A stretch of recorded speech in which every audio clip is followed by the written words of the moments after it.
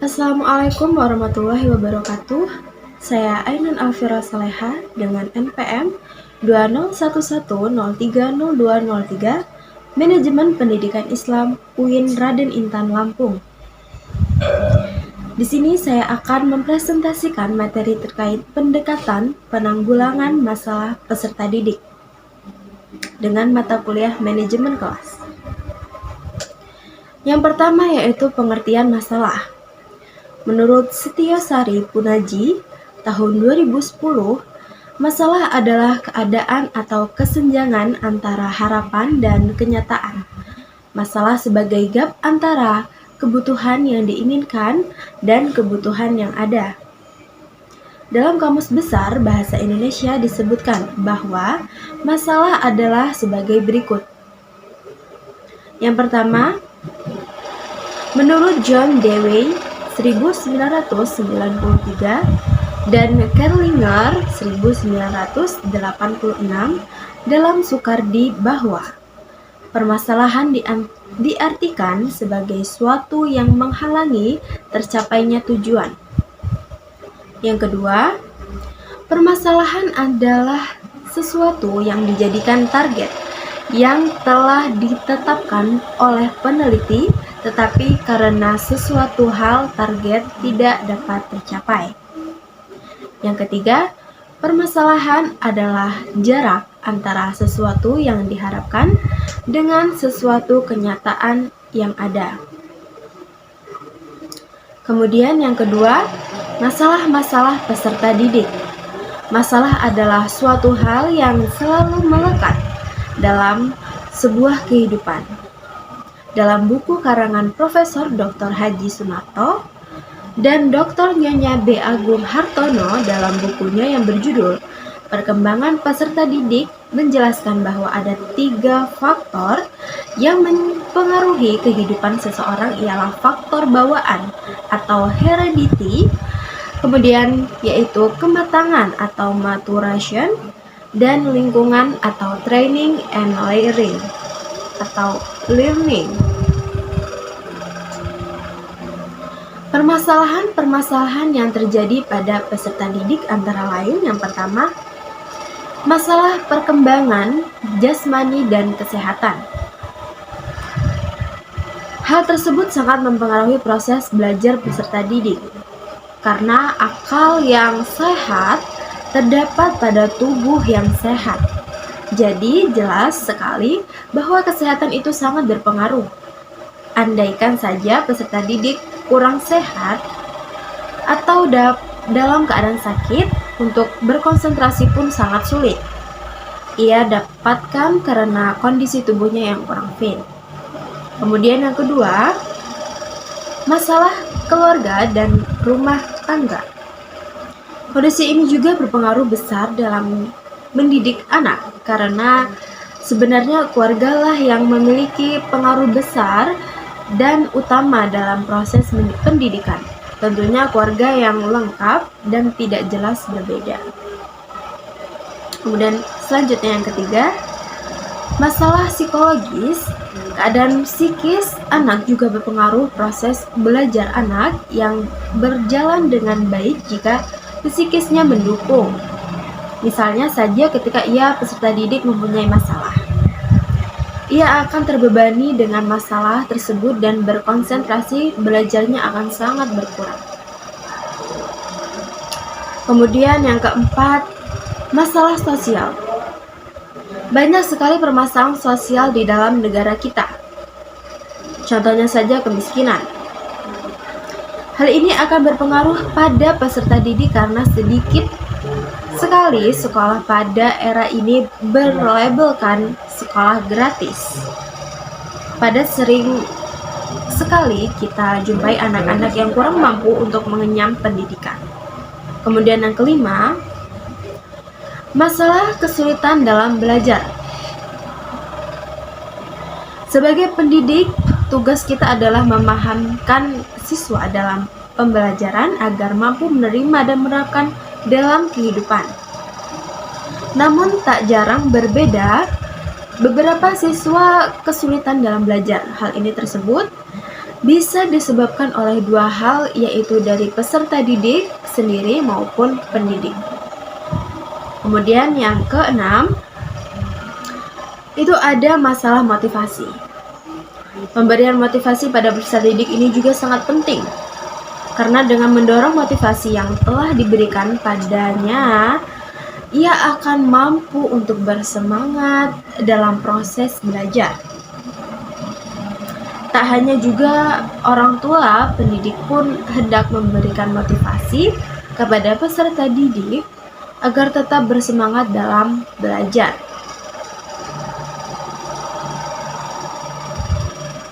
Kemudian materi yang ketiga yaitu pendekatan dalam memecahkan proses di kelas.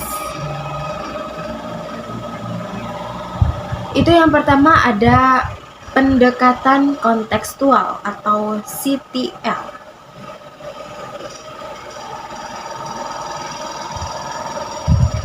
Pendekatan pelajaran kontekstual merupakan pendekatan pembelajaran yang dikenal dengan sebutan CTL atau Contextual Teaching and Learning. Adalah pendekatan pembelajaran yang mengaitkan materi pembelajaran dengan situasi dunia nyata siswa.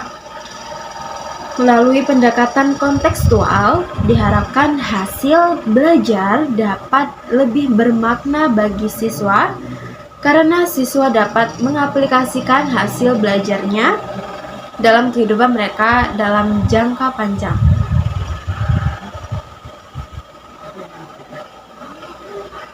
Komponen-komponen yang menyusun pendekatan kontekstual dan sekaligus menjadi cirinya yaitu sebagai berikut.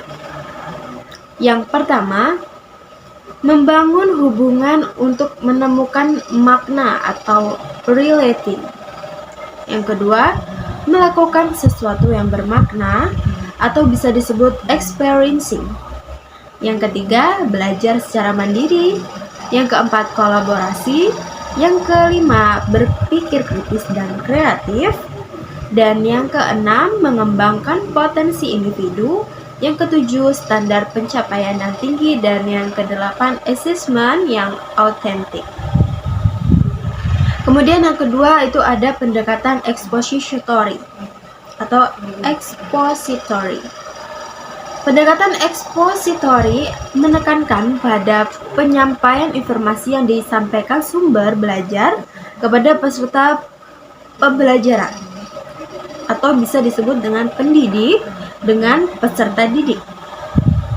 Dalam pendekatan expository, sumber belajar dapat menyampaikan materi secara tuntas, artinya pembelajaran dilaksanakan secara holistik atau dan tidak khusus. Pendekatan expository lebih cocok untuk jenis bahan belajar yang bersifat informatif dan umum.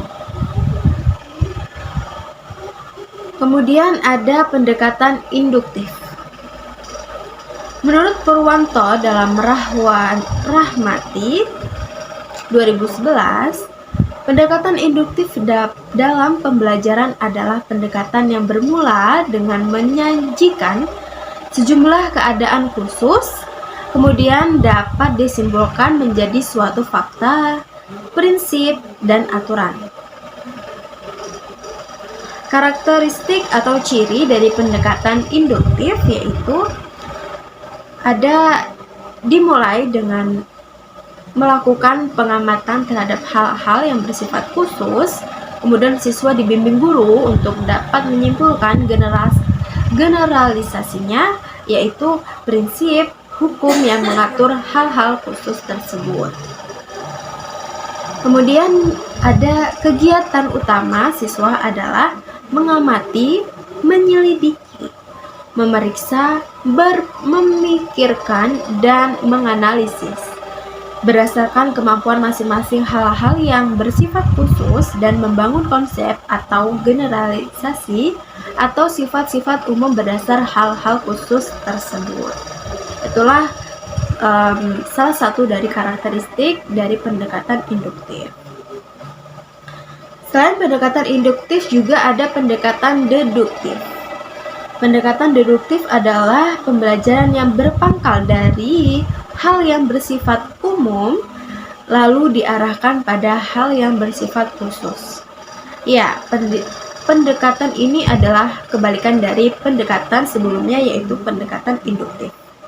Deduktif adalah cara berpikir yang bertolak dari pernyataan yang bersifat umum, kemudian menarik kesimpulan yang bersifat khusus. Oleh karena itu, pembelajaran dengan pendekatan deduktif terkadang sering disebut pembelajaran tradisional, yaitu guru memulai dengan teori-teori dan meningkatkan penerapan ke teori atau contoh. Pembelajaran dengan pendekatan deduktif menekankan pada guru mentransfer informasi atau pengetahuan kepada siswa. Kemudian setelah pendekatan deduktif, yaitu pendekatan konstruktivisme. Konstruktivisme, seorang guru tidak mengajarkan kepada anak bagaimana menyelesaikan persoalan, namun mempresentasikan masalah dan mendorong siswa untuk menemukan cara mereka sendiri dalam menyelesaikan permasalahan. Pendekatan ini tidak menginginkan siswa untuk dapat menjawab pertanyaan sesuai dengan apa yang ada dalam sumber belajar. Guru tidak akan sesederhana mengatakan bahwa jawaban dari siswa benar atau salah, namun justru lebih mengutamakan perkembangan daya kritis siswa dalam menyikapi berbagai opsi jawaban yang ada. Kemudian, yaitu pendekatan pemecahan masalah atau problem solving. Dalam pendekatan ini, siswa didorong untuk memperoleh pengalaman menggunakan pengetahuan serta keterampilan yang sudah dimiliki untuk diterapkan pada pemecahan masalah yang bersifat tidak rutin atau jarang ditemukan. Jika suatu masalah diberikan kepada siswa dan siswa tersebut dapat langsung mengetahui cara menyelesaikannya dengan benar, maka persoalan tersebut tidak dapat dikatakan sebagai masalah. Harus terjadi kesenjangan antara ekspektasi dan realita. Menurut Dewey, dalam Sanjaya 2011 halaman 217, langkah utama dalam pendekatan pemecahan masalah yaitu yang pertama merumuskan masalah, yang kedua menganalisis masalah, yang ketiga mengembangkan beberapa hipotesis, yang keempat mengumpulkan data, yang kelima menguji beberapa hipotesis, dan yang keenam merumuskan rekomendasi pemecahan masalah. Selanjutnya yaitu ada pendekatan open-ended. Siswa dihadapkan oleh open-ended, tujuan utamanya bukan untuk menyelesaikan atau mendapatkan jawaban, tetapi lebih menekankan pada cara bagaimana sampai pada suatu jawaban. Pendekatan open-ended memiliki prinsip yang serupa tapi tak sama dengan pendekatan pemecahan masalah, yaitu dimulai dengan memberikan suatu masalah kepada siswa. Bedanya, permasalahan yang disajikan adalah masalah yang memiliki banyak jawaban yang benar. Masalah yang memiliki lebih dari satu jawaban disebut sebagai masalah tidak lengkap atau open-ended problem. Karakteristik dari pendekatan open-ended ini adalah yang pertama, kegiatan siswa harus terbuka. Artinya, tidak hanya hitam dan putih atau benar dan salah saja. Kemudian yang kedua, kegiatan materi memiliki ragam berpikir yang berbeda. Kemudian yang ketiga, kegiatan siswa dan kegiatan materi atau permasalahan merupakan satu kesatuan. Selanjutnya ada pendekatan saintifik. Pendekatan saintifik dalam pembelajaran adalah proses pembelajaran yang dirancang agar peserta didik secara aktif mengkonstruksi konsep, prosedur, hukum, atau prinsip melalui tahapan saintifik, yakni Yang pertama mengamati, yang kedua merumuskan masalah, yang ketiga mengajukan atau merumuskan hipotesis, yang keempat mengumpulkan data, yang kelima menganalisis data, yang keenam menarik kesimpulan, dan yang ketujuh mengomunikasikan. Pendekatan saintifik adalah pendekatan pembelajaran K13, artinya kurikulum 2013. Menggunakan pendekatan ini sebagai induk model dan metode metode pembelajarannya. Pendekatan saintifik dalam pembelajaran atau menurut kurikulum 2013 mengatakan 5 langkah dalam yang tidak harus berurut namun harus selalu ada dalam proses pembelajaran, yaitu mengamati, menanya, mengumpulkan, mengasosiasi, dan mengomunikasikan. Selanjutnya ada pendekatan inquiry. Pendekatan inquiry adalah pendekatan yang berusaha untuk memberikan kesempatan kepada peserta didik untuk belajar melalui penyingkapan atau penyelidikan terhadap suatu permasalahan. Langkah-langkah yang dapat dilakukan untuk menggunakan pendekatan inquiry yaitu ada stimulation atau sumber belajar mulai dengan bertanya, mengajukan persoalan, atau memberi kesempatan kepada warga belajar untuk membaca atau mendengarkan uraian yang memuat permasalahan. Yang kedua, problem statement adalah peserta didik diberi kesempatan mengidentifikasi berbagai permasalahan. Permasalahan yang diberikan selanjutnya harus dirumuskan dalam bentuk pertanyaan atau hipotesis.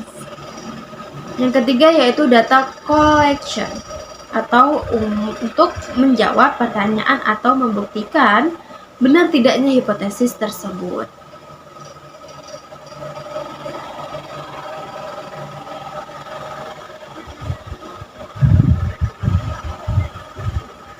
Kemudian poin yang keempat, pendekatan penanggulangan masalah pada peserta didik, yaitu ada dua pendekatan, yaitu yang pertama pendekatan teacher centered dan pendekatan student centered.